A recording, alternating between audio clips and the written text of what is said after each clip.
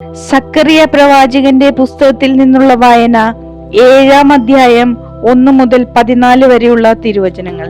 യഥാർത്ഥ ഉപവാസം. ദാരിയൂസ് രാജാവിന്റെ 4-ാം ഭരണവർഷം 9-ാം മാസമായ കിസ്ലേവ് 4-ാം ദിവസം സക്കറിയായിക്ക് കർത്താവിന്റെ അരുളപ്പാടുണ്ടായി.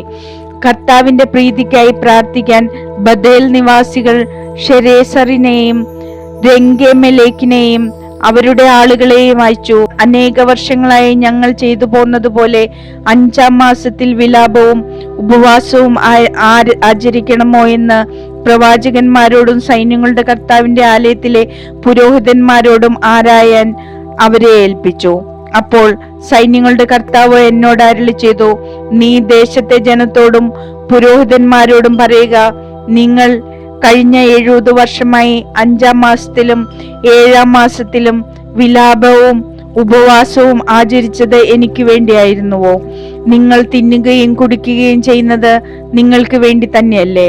ജെറുസലേമും പ്രാന്ത നഗരങ്ങളും ജനനിബിഡവും ഐശ്വര്യപൂർണവും ആയി കഴിഞ്ഞപ്പോൾ, നെഗബിലും സമതല പ്രദേശങ്ങളിലും ജനങ്ങൾ വസിച്ചിരുന്നപ്പോൾ, പണ്ടത്തെ പ്രവാചകന്മാരിലൂടെ കർത്താവ് ഇതല്ലേ കൽപ്പിച്ചിരുന്നത്?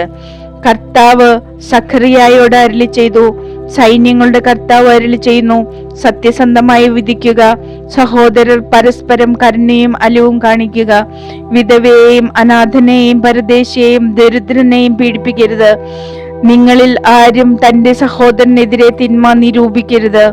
എന്നാൽ അവർ കൂട്ടാക്കിയില്ല, കേൾക്കാതിരിക്കാൻ ദുശാഠ്യത്തോടെ ചെവി അടച്ചു കളഞ്ഞു. സൈന്യങ്ങളുടെ കർത്താവ് തന്റെ ആത്മാവിനാൽ മുൻകാല പ്രവാചകന്മാരിലൂടെ അരുളി ചെയ്ത നിയമവും വചനങ്ങളും കേൾക്കാതിരിക്കാൻ അവർ ഹൃദയം കഠിനമാക്കി.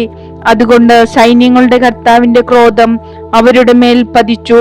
സൈന്യങ്ങളുടെ കർത്താവ് അരുളി ചെയ്യുന്നു, ഞാൻ വിളിച്ചപ്പോൾ അവർ കേട്ടില്ല, അതുപോലെ അവർ വിളിക്കുമ്പോൾ ഞാനും കേൾക്കുകയില്ല. ഞാൻ ചുഴലിക്കാറ്റയച്ച അവരെ അപരിചിതരായ ജനതകളുടെ ഇടയിൽ ചിതറിച്ചു. അവർ വിട്ടുപോയ രോഗം ദേശം ശൂന്യമായി, ആരും അതിലെ കടന്നുപോയില്ല. മനോഹരമായ ദേശം വിജനമായി.